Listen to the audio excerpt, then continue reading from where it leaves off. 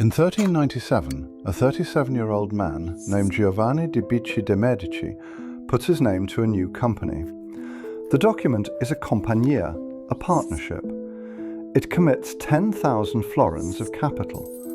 A florin, the gold coin of Florence, 3.5 grams of gold, the most trusted currency in Europe, the dollar of its century. 10,000 of them is a fortune. It is not an empire. Giovanni is not a prince. He is not noble. He is a banker's employee who has just gone out on his own. 97 years later, the institution he signs into existence this afternoon will be the most powerful bank on earth. It will hold the private account of the Pope. It will fund kings, pay for a cathedral dome, and bankroll the men who paint the Sistine Chapel. And then, in a single generation, it will die, not robbed, not burned, not seized in one dramatic night, but hollowed out slowly from the inside until the richest family in Europe is chased out of its own city with the ledgers still open on the desk. This is the autopsy of the Medici Bank, and like most deaths, the cause was not the thing that finally stopped the heart. It was the disease nobody treated for 30 years before it did. I'm going to show you exactly how a bank that survived almost a century killed itself, entry by entry, because the mechanism that killed it is still killing companies today. But to see the disease, you first have to see how the machine actually worked, not the legend, the plumbing, because the plumbing is where it started. Here is the problem every merchant in 1397 has. Money is gold. Gold is heavy. And the roads between Florence and London are full of men with knives. Move a fortune in coin across Europe and you will probably arrive with less than you left with, or not arrive at all. The Medici solution is a piece of paper called a bill of exchange. Watch what it does. A wool merchant in Florence hands the Medici branch 400 florins today. The Medici write him a letter. Weeks later in London, the Medici branch there pays that merchant's supplier the equivalent in English pounds. No coin ever crossed the channel. The money moved without moving. That letter is the circulatory system of the entire bank, value travelling as ink instead of gold. But look closer, because hidden inside that letter is the thing that should be impossible. The church forbids usury, lending money at interest, not frowns on it, forbids it as a sin that can damn your soul. A bank that cannot charge interest should not be able to profit from lending money. So how is the Medici Bank about to become the richest company in Europe? The answer is buried in the exchange rate. The florins go in at one city on one date, the pounds come out at another city weeks later, and the rate between them is quietly set so the money comes back as more. The profit isn't called interest, it's called exchange. Same organ, different name. Historians call it the dry exchange. The Medici called it business. This is the bank's metabolism.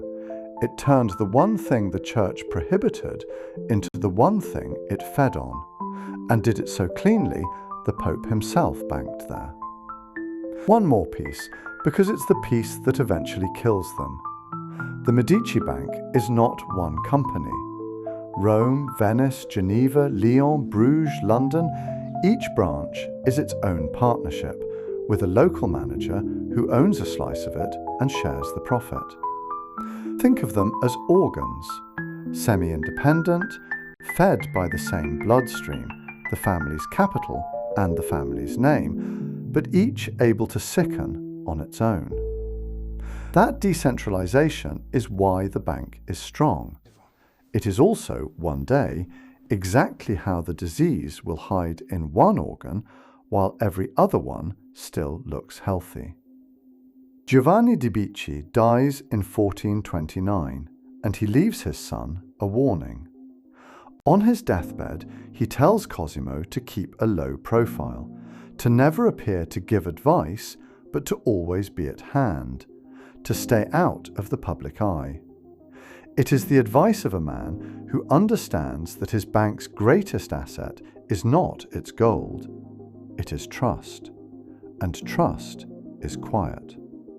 Cosimo de Medici is 40 years old when he takes control, and he is the reason the bank becomes the most powerful in the world. Watch what he does, because everything that kills the bank later is the exact opposite of this. Cosimo reads the books, all of them.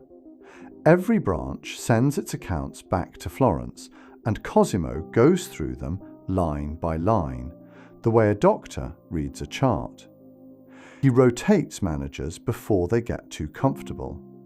He limits how much any one branch can lend to any one client. He keeps the capital of each branch mostly separate, so that a fire in one cannot spread to the rest. He treats the decentralized structure not as 6 chances to grow, but as 6 firewalls. And then he wins the account that makes the Medici the Medici.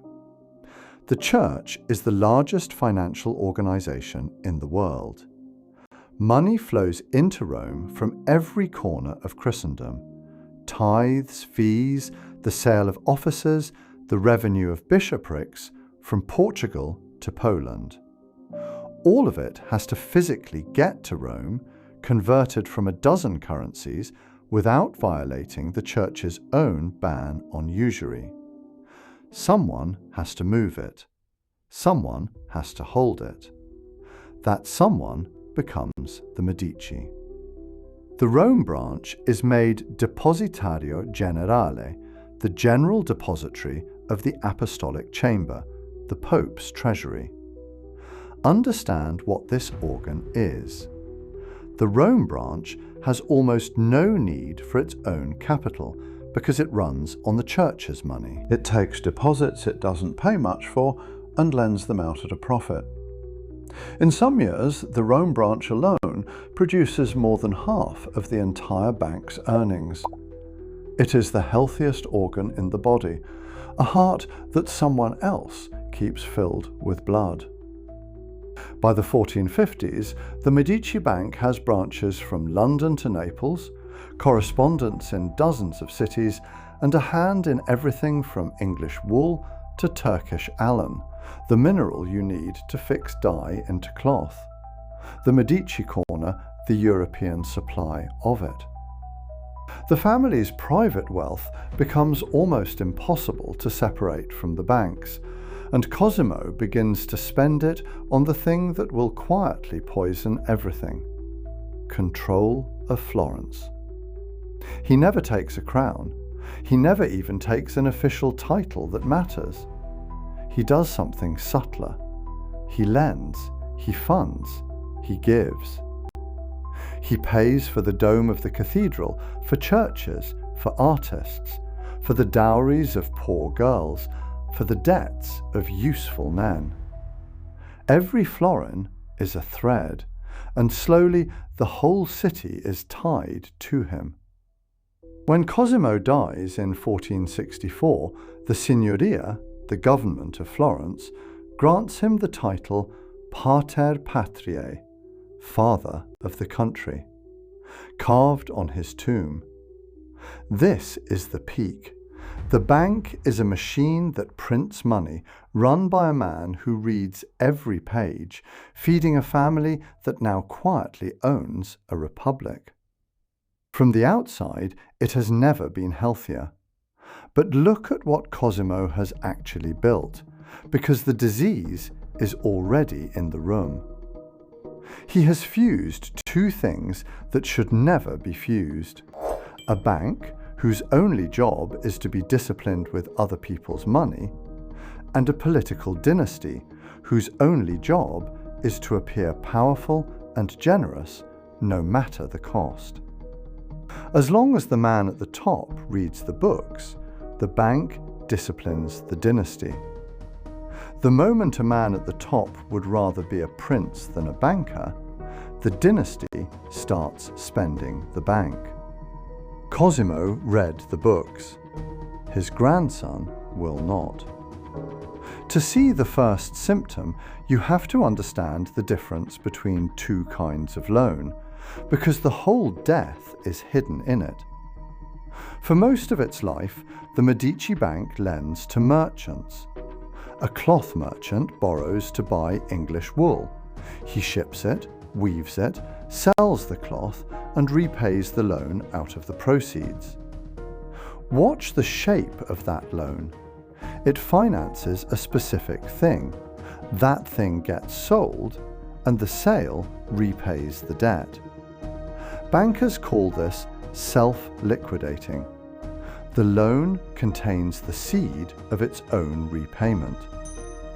If the merchant vanishes, there is wool or cloth or coin to seize. There is a body to recover.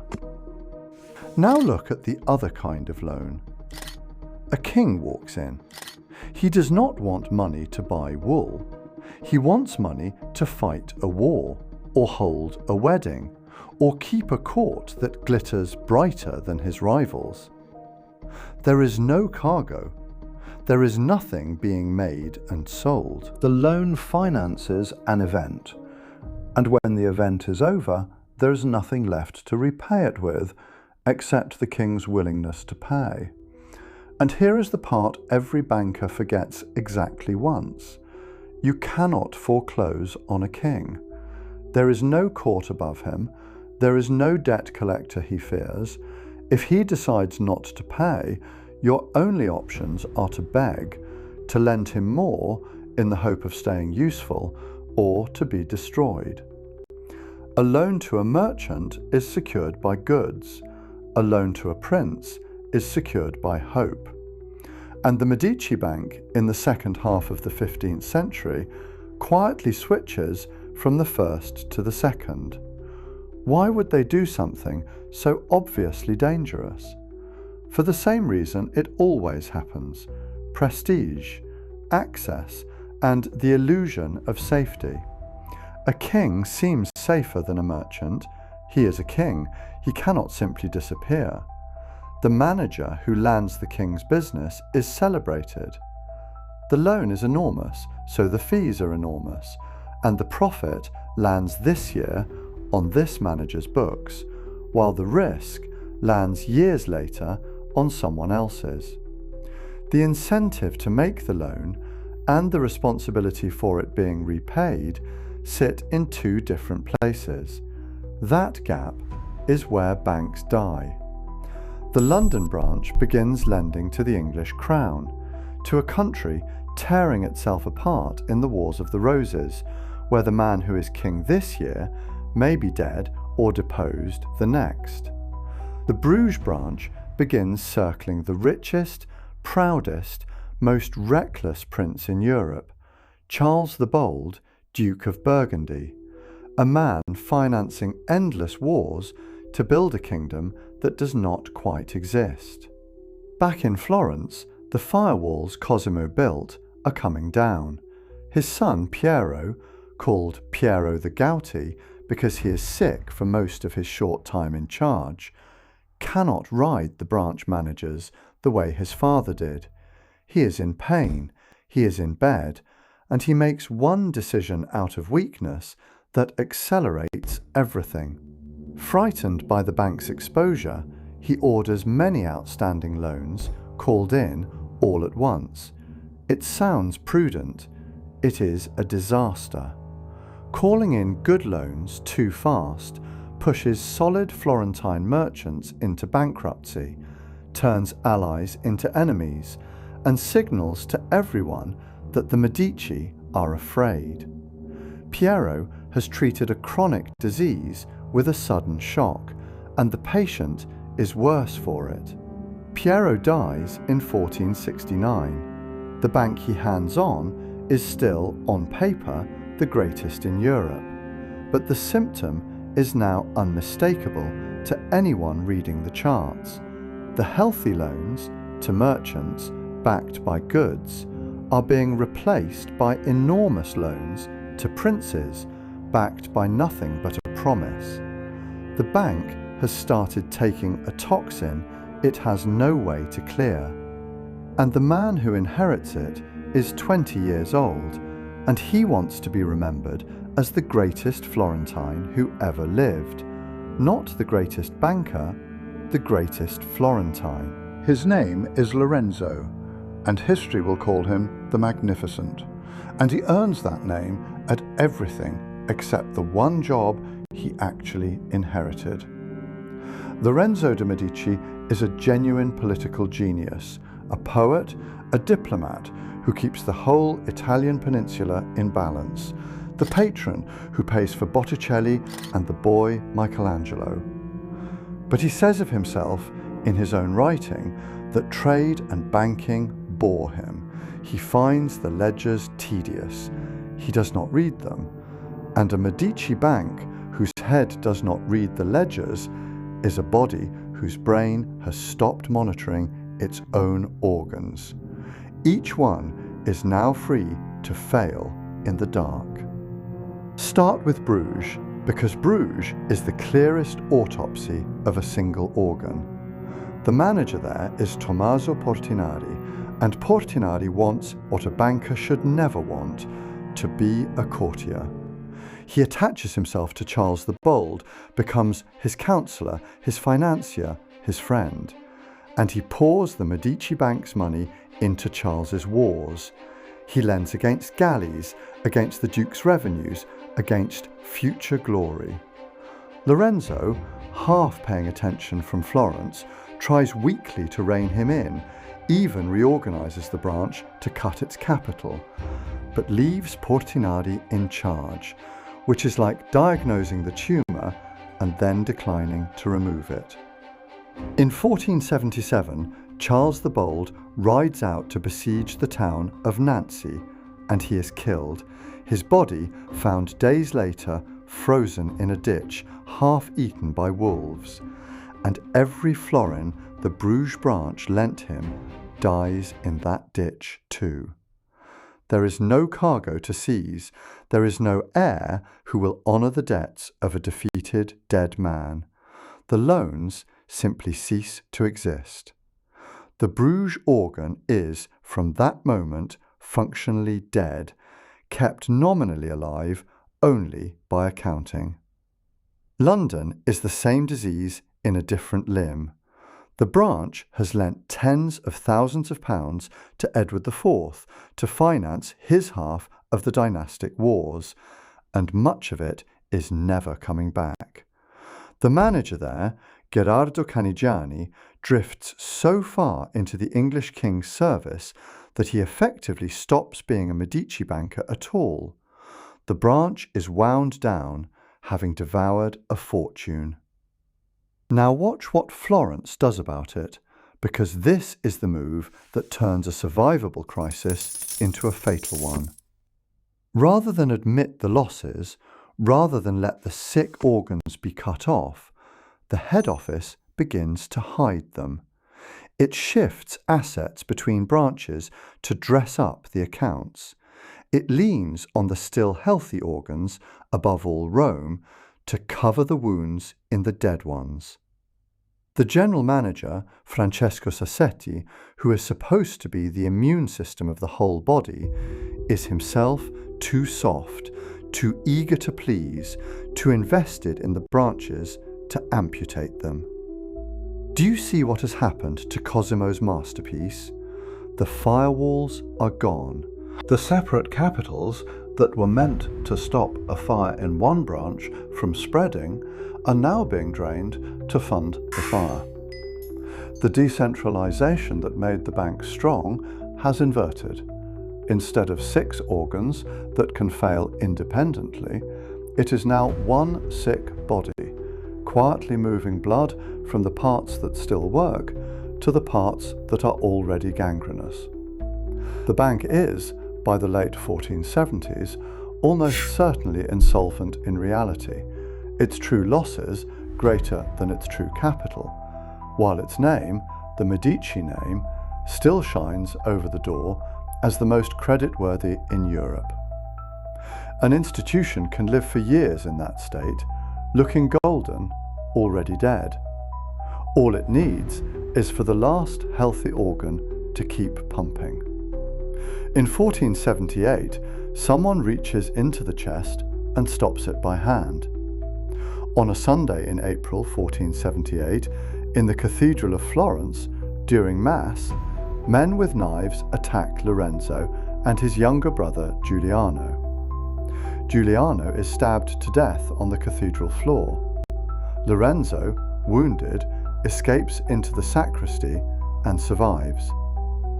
We are not here for the blood, we are here for the balance sheet, because the Pazzi conspiracy, named for the rival Florentine banking family behind it, is, underneath the drama, a hostile financial event.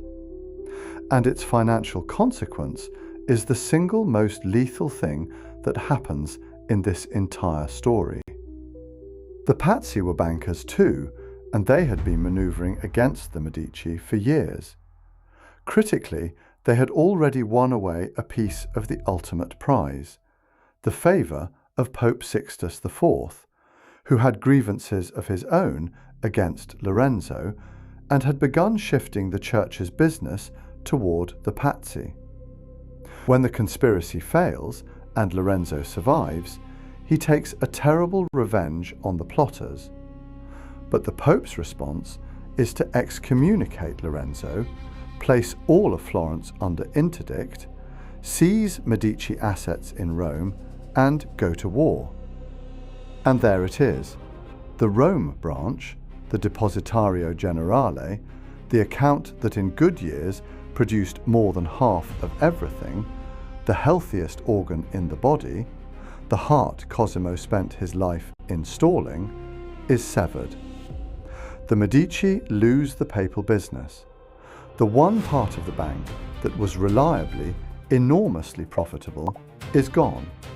And it is gone at the exact moment the rest of the body is hemorrhaging from the dead loans in London and Bruges. The bank cannot survive this, and it does not. Through the 1480s, the branches close one by one, the sick ones, and eventually the healthy ones too. Venice, Milan, Bruges, London, Lyon, wound down, sold off, abandoned. Lorenzo, needing money to keep Florence stable and his own magnificence intact, does the thing a desperate steward always does.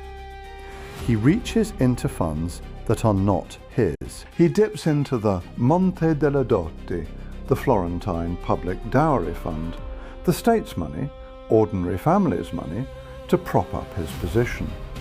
Decode that plainly? The man is now burning the public savings and the bank's remaining capital to maintain the appearance of the wealth that has, in reality, already evaporated. It is the final stage of the disease. The organism keeps performing health long after it can no longer produce it. Lorenzo the Magnificent dies in 1492, 43 years old, of the family gout in his bed. He dies still magnificent, mourned as the arbiter of Italy, the greatest patron of the age. The legend is intact. The bank underneath it is a shell. He leaves it to his son Piero, who history will not call magnificent.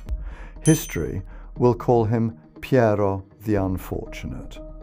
2 years later, in 1494, the King of France, Charles VIII, marches an army into Italy on his way to claim Naples, and he passes through Tuscany. Piero, panicking, rides out to meet him and simply surrenders, hands over Florentine fortresses and a fortune without consulting anyone. When he returns to the city, Florence has had enough. The people rise. The Medici are declared enemies. Their palace is looted, their bank's remaining assets are seized, and the family is driven out of the city their grandfather's grandfather made them masters of. The account books are confiscated where they lie. 97 years after Giovanni de Medici signed his Compagnia, the Medici Bank is dead. The ledgers are still open on the desk, so let us do what we came to do. Let us name the cause of death. The easy answer is the French army.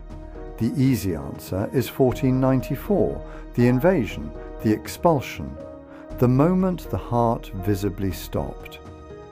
But you already know better, because you watched the whole chart. The French invasion did not kill a healthy bank. It switched off a machine that had been running on fumes and accounting tricks for 20 years. If the invasion had never come, the Medici Bank still died, just a little more slowly and a little more quietly. The easy answer is also the patsy, the murder in the cathedral, the loss of the Pope's account. And that was the blow that stopped the heart.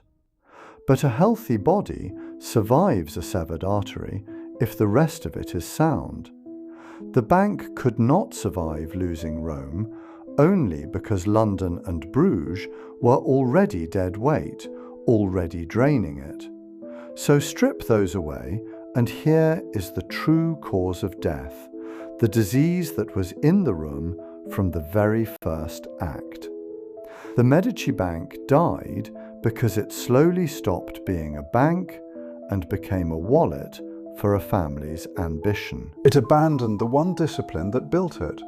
Lend against goods you can seize, not promises you cannot.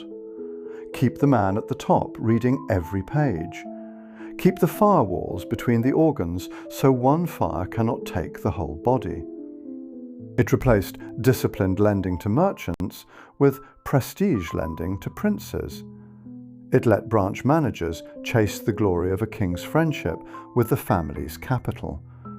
And it put at its head men who wanted to be remembered as great, and found the ledgers, the actual product of the enterprise, beneath them.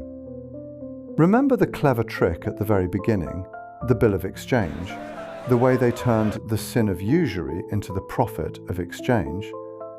People love to point to that as the Medici's genius or their original sin. It was neither. That loophole was never the disease. A bank can run on a clever mechanism forever, as long as it is disciplined about who it lends to and honest about what it has lost. The mechanism didn't kill the Medici. The loss of discipline did. A bank's real product was never money. It was judgment. And judgment is the first thing a dynasty spends. If this autopsy sounds familiar, it should, because we performed the exact same one in 2008. Change the names and the report reads identically. Lending vast sums to borrowers you could never truly collect from, call it lending to princes, or call it subprime and sovereign exposure. Hiding losses by shuffling them between the healthy parts of the firm and the sick ones. Piling on leverage to keep performing a wealth that had already evaporated. A firm that looked, right up until the final week, like the most creditworthy name on the street. Lehman Brothers was 158 years old. The Medici Bank was 97. Old age is no immunity. The disease does not care how long you have lived. Could it have been saved? Yes, at a dozen different moments. If Piero had not panicked and called in the good loans with the bad. If Lorenzo had read the books, or simply hired someone ruthless and let him amputate Bruges and London while there was still a body to save. If anyone at the top after Cosimo had been willing to look less magnificent for a few years in order to still exist. The treatment was always available. It was just that the treatment, admitting the losses, cutting off the prestige, telling a king no, was the one thing a family that had decided to be royalty could never bring itself to do. They would rather be magnificent than solvent, and so they got to be magnificent, for exactly as long as the money nobody was watching held out. Giovanni de Medici understood this on the day he signed. "Stay quiet," he said. "Never appear to give advice. Stay out of the public eye." He knew the bank's only real asset was trust, and trust is quiet. His descendants chose to be the loudest family in Europe. They bought the palaces, and the paintings, and the popes, and the title carved in stone. And they paid for all of it, in the end, with the one thing the bank was actually built to protect: 10,000 florins in 1397. A republic and the Renaissance in between. And in 1494, the ledgers left open on the desk in a palace that was no longer theirs, in a city that had thrown them out, the books finally closed by someone else, and the accounts, at last, honest.